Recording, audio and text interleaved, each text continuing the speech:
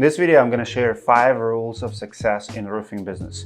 If you're not successful today, if you don't have enough money on your bank account and you've been running a roofing company for a while, you probably are breaking one of these rules or maybe all of them. So I will share with you 5 rules that you absolutely must know if you get in the roofing business in 2024. Rule number 1, sales is liability, it's not your money. So many roofers treat their deposits like they're cash. The moment you receive the deposit from the homeowner, you got yourself a liability. Just because you have $100,000 on your account does not mean that you can touch that money, you can spend that money. This is not your money yet. As a matter of fact, if you don't know your net profit margin, you might be even in a loss. And I'll talk about other rules, how to figure it all out. But let's say you are only 10% net profit. So if you have $100,000 on your account, you will only have $10,000 to spend on whatever it is you want to spend. You know, roofers go crazy. They have money on account. They start buying subscriptions, pay for advertising, hire people, buy trucks, making buying decisions, not knowing their true numbers. So sales are liability. They're not your money yet. Do not count sales as profit. From there, rule number 2, cash is king, and that is a silent killer. If you study major bankruptcies, I'm talking about big companies, 100 million, 120, 150 million, number does not matter. The biggest giants in the roofing business have been fallen. Over the years, I've covered plenty of them. I treat them as a case study. We have a company right here in Minneapolis, $350 million company, filed bankruptcy. They work on projects like Target, US Bank Stadium, and many, many others. Why do they fail? Because they rely on that. For the first 2 years in my business, I did not even have one credit card. And truly, I started getting in trouble when ABC Supply came to me and offered, hey, how about we offer you credit line? It's crazy that you buy cash. It sounds very good, but like Dave Ramsey says, you play with the snakes, you're gonna get bitten. And I surely did. Sometimes when they push those credit lines on you, it's very hard to manage. It's very hard to see trees through the forest. I recommend focus on how much cash you have. I'm not against the debt.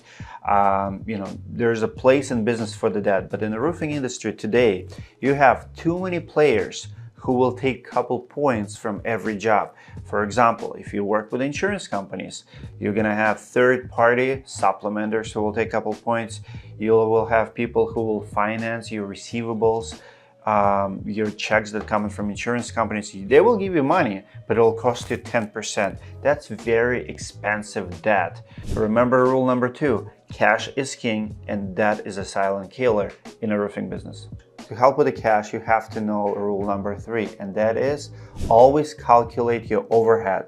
So many roofers have no idea how much their true overhead is. I recommend start at 10%. So if you're $1 million company, you only can afford $100,000 for office expenses, for salaries, not connected to the jobs. Salespeople, they're getting paid from commissions. They're not part of your overhead.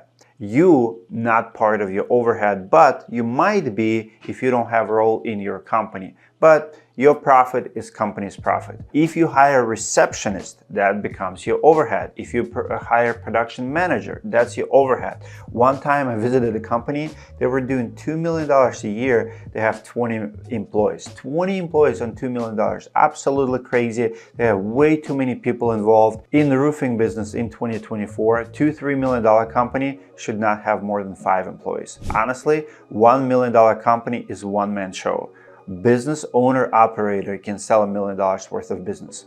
2 millions, 2-3 people, 3 millions, 3-4 people, you get the idea. When we were doing $4 million, we have a team of 5. So if you do $4 million a year, your overhead should be roughly about $400,000. Now, every business model is a little bit different. It might be 12%, it might be 15%, it might be 8%, but you have to know what it is.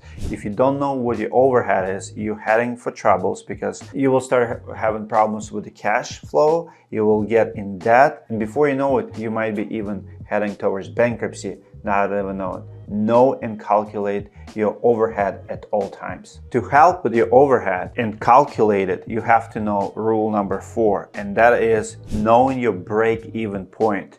How much work do you have to do in a month to break even? See, the problem with the roofing business is a lot of roofers are cautious and trying to match going rate. How much other roofers are charging? Am I selling jobs at a profitable price today?